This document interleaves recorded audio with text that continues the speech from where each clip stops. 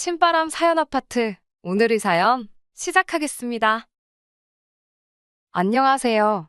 저는 결혼한 지 1년 된 30대 초반의 가정주부입니다.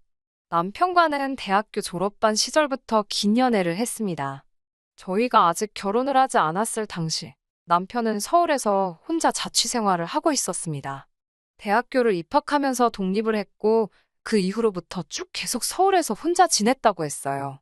제 주변에도 그런 사람들이 남편뿐만 아니라 여럿 있었기 때문에 그렇게 혼자 자취를 하고 있다는 게 전혀 이상하게 보이지 않았습니다. 하지만 명절이나 방학이 되어도 고향에 내려가기 바쁜 지인들과 달리 남편은 한 번도 본가로 내려가지 않더라고요. 방학 기간은 그렇다 치더라도 명절에는 가족들 생각이 나고 만나고 싶을 법도 한데 늘상 혼자 비좁아 터진 자취방에서 머무는 게 일이었어요. 저희가 연애를 시작한 지 얼마 되지 않았을 때입니다. 설날이 코앞인데 기차표도 안 사고 가타부타 고향에 내려가네 하는 말도 없이 느긋하게 방에서만 지내려는 남편을 보고 제가 부모님 보러 갈 준비 안 할 거냐고 물으니 자기는 안 가도 된다고 하더라고요. 생각해보니 부모님과 통화하는 모습도 제대로 본 적이 없었지요. 혹시나 하는 마음에 조심스레 왜 안 가냐고 물었지만 남편은 저랑 오래 붙어 있고 싶어서 그런다며 능구렁이 같이 말을 돌리더라고요. 저는 당연히 명절 때는 가족들과 함께 보낼 계획이었거든요. 그 사실을 남편도 알고 있었고요. 저랑 같이 붙어 있고 싶다는 말은 그냥 하는 소리라는 걸 순식간에 눈치챘지만 아무래도 제게 말하기 싫은 사연이 있나 보다 싶어서 저도 그땐 더 이상 캐묻지 않았습니다. 그때는 남편이랑 결혼까지 하게 될 줄 몰랐기 때문에 이것저것 꼬치꼬치 따지려고 들지 않았거든요. 그렇게 쭉 연애를 해오다가 우리 둘 사이에 본격적으로 결혼 이야기가 나오기 시작하면서 문득 그동안 남편이 한 번도 부모님을 뵈러 고향에 내려가지 않았다는 점이 마음에 걸리더라고요. 저는 부모님과 같이 살고 있었기 때문에 꽤나 길었던 연애 기간을 거치며 당시 남자친구였던 남편을 저희 가족들에게 이미 소개시킨 지 오래였어요. 저희 부모님께서도 남편을 꽤나 마음에 들어 하셨기 때문에 명절날 매번 자취방에서 혼자 보내는 남편을 부모님께 소개시켜준 이후부터는 명절날 저희 가족들과 같이 시간을 보내던가 했었거든요. 그런데 남편은 그동안 부모님을 찾아뵙기는커녕 저를 소개시켜준 적도 없었으니까요. 전화통화라도 한 번 시켜줄 법도 한데 남편은 매번 나중을 기약하면서 자기 부모님에 대한 이야기를 꺼려한다는 느낌을 받았었거든요. 결혼 이야기가 오고 가는 와중인데도 말이에요. 그래서 이번만큼은 그 이유를 확실히 알아야겠다 싶었습니다. 혹시 남편에게 돌아갈 고향이 없다거나 부모님이 안 계신다던가 하는 생각이 들기도 했거든요. 남편이 저러는 게 무언가 사정이 있다고는 눈치를 채고 있었지만 언제까지 남편이 말을 해줄 때까지 기다릴 수가 없었어요. 결국 며칠간 고민한 끝에 남편에게 시부모님 되실 분들에게 정식으로 인사를 드리러 가고 싶다고 제가 먼저 말을 꺼냈습니다. 제 딴에는 남편의 정확한 대답을 듣기 위해 돌려서 물어본 거였다고 생각했는데 저의 제안에 남편은 난처해 보이는 눈치였습니다. 저는 다시 한번 어차피 상견례를 하게 되면 양가 어른들 다 모셔야 되는 거 알지 않냐고 적어도 그 전에 저를 부모님께 인사드리고 싶다고 채근하듯이 이야기를 하니 남편이 잠시 망설이다 저에게 털어놓을 게 있다며 자초지종을 듣고 놀라거나 자기를 다르게 생각하지 말아달라고 부탁하더군요. 그런 남편의 말이 꽤나 비장하게 들려서 저도 어느 정도 각오를 했지만 남편이 들려준 이야기는 저에게는 꽤나 충격적인 이야기였습니다. 남편에게는 세 분의 아버지가 계시다고 했습니다. 첫 번째 아버지는 남편이 세상에 빛을 보게 해주신 친아버지입니다. 하지만 남편이 태어나고 얼마 지나지 않아서 불의의 사고로 세상을 떠나셨대요. 워낙 남편이 어렸을 때 일이기에 사진으로 본 얼굴만이 기억에 있을 뿐 친아버지와의 그 어떤 추억도 없다고 했습니다. 친아버지가 돌아가시고 나서 반년 정도 지났을 무렵 시어머니는 동네에서 세탁소를 운영하던 분과 재혼을 하게 되셨대요. 그분이 바로 시어머니의 두 번째 남편입니다. 남편에게는 그분이 진짜 아버지나 마찬가지였다고도 하네요. 어머님이 재혼을 하고 얼마 지나지 않아서 두 분 사이에서 남자아이가 태어나면서 남편에게는 소위 배다른 형제가 생겼다고 합니다. 비록 이복 형제이기는 했지만 남편이 아버지에게 차별받거나 한 적 없이 두 형제 간의 사이도 좋았다고 하더라고요. 하지만 남편이 중학교를 졸업할 무렵 두 분은 이혼을 하시게 되었다고 했어요. 아버지와의 관계도 좋았고 형제끼리 우애도 돈독했다고 했는데 어쩌다 이혼을 하게 되신 거냐 물어보니 남편은 말을 이어가야 하나 말아야 하나 잠시 고민을 하는 듯 보이더니 어차피 결혼해서 살다 보면 알게 될 일인데 숨겨봤자겠지라며 나머지 이야기를 해줬습니다. 시어머니는 아주 못된 버릇이 있었는데 그건 바로 남의 물건에 손을 대는 거였대요. 두 번째 아버지가 세탁소를 운영하셨다고 했잖아요. 손님들이 가끔씩 비싼 옷을 맡기거나 했는데 어머님은 이를 돕는 척 세탁소에 나가서 가끔씩 손님들이 맡겨놓은 옷을 몰래 빼내와서 입고 다니거나 하셨다네요. 그것 말고도 동네 마트나 백화점 같은 데서도 필요하지도 않은 물건을 슬쩍 집어오는 등 그런 식의 작은 사건 사고가 많았다고 하더라고요. 아버지도 어머니가 손님들이 맡겨놓은 옷을 입고 다니는 걸 알고 있었지만 한동안 그걸 문제로 별다른 사고가 없었기 때문에 그냥 묵인해 주시고 계셨답니다. 그러다 하루는 세탁소에 온 손님이 잠시 자리를 비운 사이에 손님이 깜빡 두고 나간 핸드백에 손을 댔고 그 장면을 그대로 들켜버리는 바람에 결국 경찰서까지 가는 일이 발생한 거예요. 결국 동네의 시어머니에 대한 안 좋은 소문이 파다하게 퍼지면서 그 전까지는 별일 없었던 손님이 맡긴 옷을 입고 다니는 등의 사실까지 다 들키게 되었다네요. 소문이 퍼져나가는 건 상상 이상으로 빨랐고 원래도 좋은 일을 하신 건 아니지만 소문이 꼬리에 꼬리를 달아가며 확대되면서 결국엔 아버지가 하시던 세탁소가 문을 닫는 지경에 이르게 되었고 그 일을 계기로 결국 두 분은 헤어지셨답니다. 아버지와 남편의 배다른 동생은 다른 지역으로 이사를 가게 되었다고 해요. 그래도 그때 아버지께서는 남편에게 원한다면 같이 가겠냐고까지 물어봐 주셨답니다. 하지만 남편은 시어머니의 행동에 죄책감을 느꼈고 아무리 미워도 하나뿐인 어머니였기에 차마 어머니를 혼자 두고 떠날 수 없었답니다.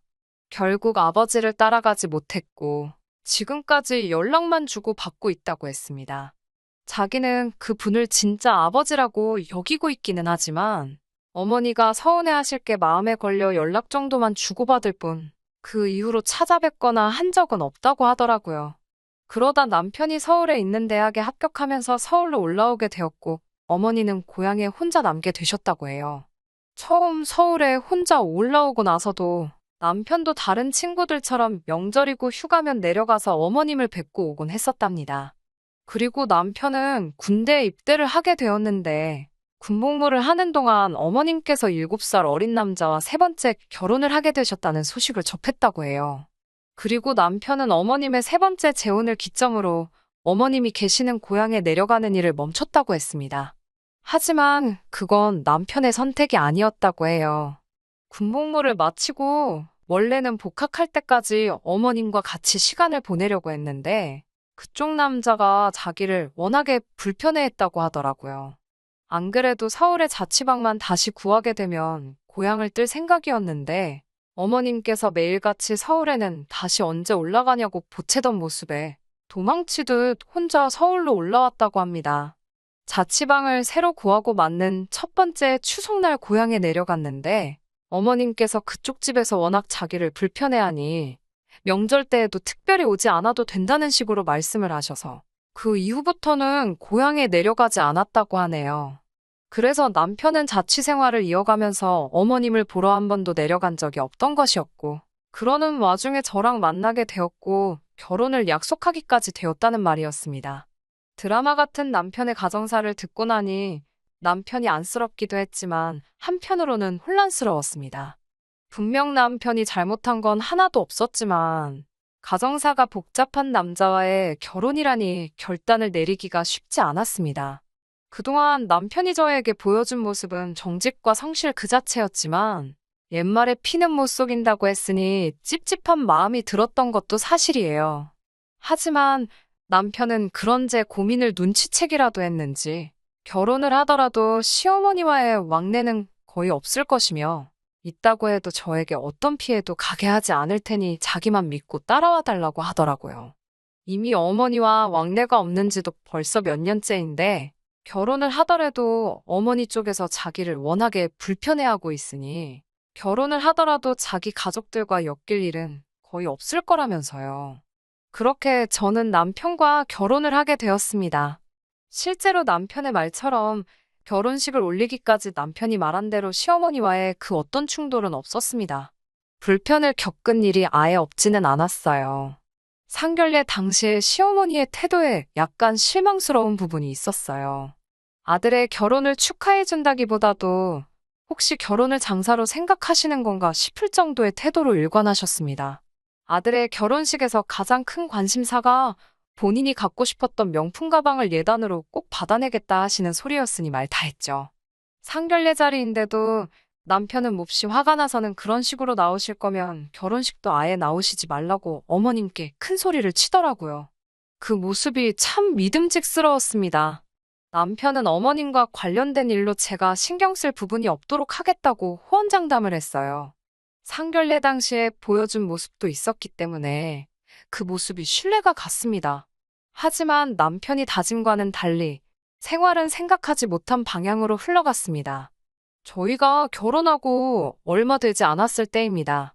시어머니께서 저에게 다시 저희 남편과 옛날처럼 잘 지내보고 싶으니 저더러 중간다리 역할을 잘해줬으면 좋겠다는 연락을 받게 되었습니다. 그때만 해도 저는 정말 어머님께서 순수한 마음으로 남편과의 관계 회복을 위해 노력하고 싶으신 걸로만 생각했습니다. 그리고 몇 주 뒤 시어머니께서 서울에서 지내게 되신다는 소식을 접하게 되었습니다. 지금 같이 살고 계신 분에게는 20대 중반의 딸이 있는데 그 딸이 저희보다 몇 달 먼저 시집을 갔다는 사실은 상견례 때 어머님이 말해줘서 이미 알고 있었어요. 저희 결혼식 날짜를 그 딸의 출산 예정일에 맞춰서 했으면 좋겠다고 하셨으니까요. 2번 왔다 갔다 하기 싫으시다고 하시면서 말입니다. 아무튼 그 신호가 이번에 출산을 하게 되면서 그 딸 산후조리를 해주러 올라오신다는 이야기였어요. 저는 속으로 친딸도 아닌데 산후조리라니 참 대단하시다는 생각을 했습니다. 그런 굉장한 모성애와 책임감을 다른 사람 자식이 아니라 당장 부모 사랑 충분히 못 받고 자란 것 같은 자기 아들에게 주셨으면 어떨까 하는 생각이 들었어요. 솔직히 산후조리를 도와주러 오신다는 말이 살짝 고깝게 들리긴 했습니다. 거기에 이어서 시어머니는 그래서 말인데라며 저에게 전화를 건 본격적인 이유를 꺼내셨습니다. 3주 동안 올라와 계셔야 하는데 그 집은 너무 작아서 당신이 계실 곳이 없다며 저희 집에 계시면 안 되겠냐는 거였어요. 생각지도 못한 부탁을 해오셨기에 당황스러웠지만 저는 시어머니께 그건 어려울 것 같다고 말씀드렸습니다. 솔직히 남편과 피 한 방울 안 섞였는데 신우라는 생각조차 안 들기도 하고 설령 100번 양보해서 그게 제 신우라고 해도 신우 산후조리 도와주러 오시는 건데 왜 잠은 저희 집에서 주무신다는 건지도 이해가 되지 않았습니다. 제가 기분이 나빠 있기도 했고요. 그렇지만 시어머니는 저에게 이참에 저희 집에 계시면서 남편과 오해도 풀고 싶다는 핑계를 대셨습니다. 그 말을 들으니 방금까지 다른 사람 자식 말고 자기 자식에게나 잘하지라고 생각했던 저였기에 무작정 안 된다고 할 수가 없더라고요. 일단 남편과 이야기를 해보겠다고 말씀을 드리곤 전화를 끊었어요. 남편에게 전화를 걸어 방금 있었던 이야기를 전하니 남편은 어이없다며 깊은 한숨을 2~3번 내쉬더라고요. 하지만 남편도 제 눈치를 보는 듯 했습니다. 말투에서 약간 아쉬움이 남아있는 듯한 게 느껴졌어요.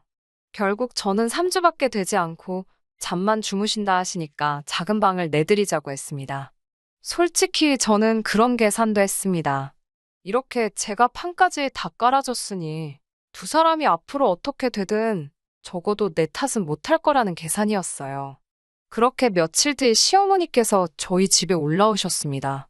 3주 동안 아기 봐주러 오신 분 치고는 형형색색의 갖가지 옷부터 신발까지 짐이 참 많으시더라고요.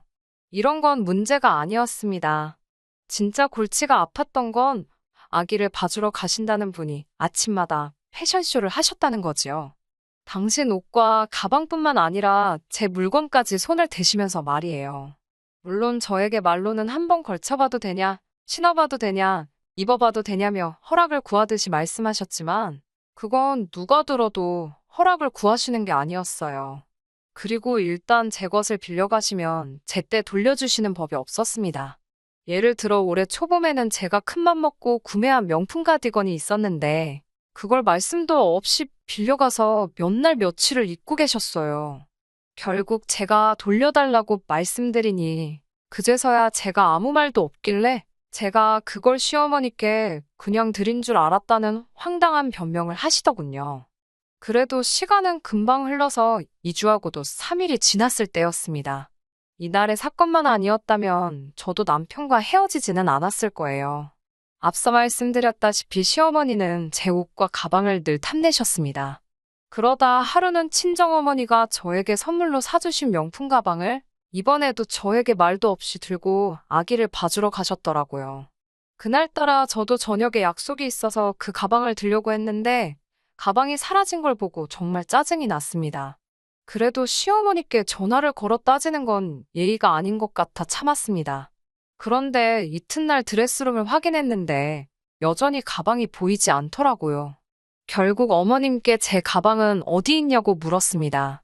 어머님은 신우가 제 가방을 보더니 기저귀 가방으로 쓰기 딱이라며 예쁘다는 소리를 하더해서 그냥 줘버렸다고 하셨어요. 그때는 저도 신경질이 나서 아무리 그래도 제 물건인데 그렇게 허락 없이 마음대로 남한테 주시면 어떡하냐고 한마디 했습니다. 어머님은 저더러 치사하다며 그깟 가방 하나 때문에 시애미를 가르치려 드냐고 오히려 적반하장으로 나오시더군요. 남편이 퇴근한 뒤 시어머니가 잠시 자리를 비우셨을 때 오늘 있었던 일을 이야기했습니다. 남편이라도 적극적으로 제 편을 들어줬으면 좋았겠지만 남편은 어차피 결혼할 때 예단을 안 했으니까 그 가방 하나로 퉁쳤다 생각하라더군요. 예단을 안 했던 이유가 뭔지 기억이 안 나냐고 제가 한마디 했어요. 그런 일이 있었는데 이제 와서 뭘로 뭐를 퉁치라는 말을 하는 거냐고 팔은 역시 안으로 굽는구나 싶더군요. 며칠 뒤 어머님이 약속하신 3주가 되었습니다. 어머님이 며칠이라도 더 있다 가신다고 하면 어쩌나 솔직히 걱정을 했는데 오히려 어머님은 제가 잡기라도 할까 걱정이라도 되는 분처럼 서둘러 짐을 챙기셨어요. 그리고는 저랑 남편이 출근한 새해 인사도 없이 고향으로 내려가셨습니다. 그런 어머님의 모습을 보니 제가 좀 더 싹싹하게 잘해드리지 못해서 그런가 싶어 마음 한켠이 무거워지더라고요. 하지만 얼마 안 가 그 이유를 알게 되었어요. 회사에서 성과급을 받거나 생각지 못한 여유돈이 생기면 저는 금을 조금씩 사모았고 그런 금이 모여 어느새 18K 금반지 4개, 24K 금반지 2개 등으로 늘어나 있었어요. 그런데 어머님이 집으로 가시고 나서야 그 금들이 없어졌다는 걸 알게 되었습니다. 도둑이 들었다면 집안이 난장판이 되어 있어야 하는데 화장품 통에 넣어놓은 금만 사라졌으니 환장할 노릇이었죠. 순간 시어머니가 머릿속에서 스쳤습니다. 시어머니는 옷하고 가방뿐만 아니라 제 화장품도 마음대로 가져다 쓰셨으니까 어쩌면 금을 넣어 둔 화장품통을 열어보셨다가 알게 되셨던 것 같았어요. 저는 고민 끝에 남편에게 금이 없어졌는데 시어머니의 소행 같다고 이야기를 했습니다. 그러자 남편은 한 번도 보여준 적 없던 표정을 하며 저를 믿고 어머니의 과거를 털어놓은 건데 제가 그걸 약점처럼 이용한다고 화를 내더군요. 무슨 소리냐고 정황상 그렇지 않냐고 이야기하는 거라니까 어떻게 며느리가 시어머니를 도둑 취급할 수 있냐고 난리더군요. 분명히 시어머니가 맞는데 그렇다고 들이밀 만한 확실한 증거가 없으니 미치겠더군요. 시어머니 고향에 쫓아가 동네 금은방이라도 다 뒤져야 하나 어쩌나 고민하던 그때 요 근래 시어머니가 시간만 있으면 핸드폰으로 중고시장을 검색하셨던 게 문득 떠올랐습니다. 저는 설마 하는 마음으로 저희 동네와 어머님 동네를 기준으로 검색을 시작했고 오래 걸리지 않아 제 금반지들을 찾을 수 있었습니다. 아니나 다를까 저희 시어머니가 금을 판다고 글을 올리셨더라고요. 금이나 명품은 중고거래를 하면 안 되는데 아마 그걸 모르셨던 모양이에요. 저는 남편에게 그 화면을 들이밀며 이건 어떻게 설명할 거냐고 따졌습니다. 그제서야 남편은 시어머니 고질병이 도진 것 같다며 미안하다고 반지는 자기가 빠른 시일 내에 가지고 오겠다고 하더군요. 저는 됐다고 경찰에 신고하겠다고 했습니다. 남편은 가족끼리 그런 거 신고해봤자 소용없다며 그냥 이참에 진짜 예단했다 생각하고 마음을 비우라고 그러더군요. 그놈의 예단 타령은 어지간히 하라고 제가 남편에게 소리를 질렀습니다. 도둑 엄마 둔 주제에 뭐가 그렇게 대단해서 예단 타령이냐고 소리를 치자 남편이 저더러 말 다 했냐며 자기 앞에 있던 신문지를 저에게 집어 던졌습니다. 이거 폭행죄로 내가 신고할 수 있다니까 마음대로 하라더군요. 무슨 친족 쌍도레인지 뭔지를 거들먹거리길래 제가 혼인신고도 안 했는데 친족 좋아한다고 비웃어줬습니다. 그 길로 저는 짐을 챙겨 친정으로 가 그간 있었던 일을 모두 털어놓았습니다. 친정 부모님은 지저분한 일은 빨리 털어버리는 게 좋다며 빨리 변호사부터 알아보라고 하시더군요. 그렇게 저는 변호사의 도움으로 손해배상 청구를 먼저 시작했습니다. 시어머니와 남편 때문에 이 혼인이 파탄났기에 위자료와 결혼식 비용에 들어간 돈을 청구했지요. 위자료 1,000만 원, 결혼식 비용 1,000만 원 그리고 시세에 맞춘 금값으로 손해배상을 해주면 절도죄로 형사고소는 하지 않겠다고 했습니다. 솔직히 하루라도 빨리 남편이나 시어머니와 관계를 끊고 싶었기 때문에 저도 일을 복잡하게 만들고 싶지도 않았거든요. 남편은 저더러 완전히 날강도라며 울분을 토했지만 결국 지를 낳아준 엄마라서 그런지 저에게 3,000만 원을 건넸고 이걸로 합의하자고 하더라고요. 평생을 행복할 줄 알았던 결혼 생활이 이렇게 허무하게 끝나게 된 것에 대해 슬펐지만 그래도 더 지저분하게 끌지 않아서 다행이다 생각했어요. 대학 시절부터 횟수로만 따지면 10년이 가까운 세월을 함께한 사람입니다. 그 10년에 가까운 세월 동안 자기 어머니 찾아보러 한 번을 가지 않았던 남편이었는데 이렇게 단 몇 달 만에 어머니에 대한 마음이 바뀔 거라고는 생각조차 해본 적이 없어요. 그만큼 천륜이란 건 저버리기 힘든 게 아닐까 하는 생각도 드네요.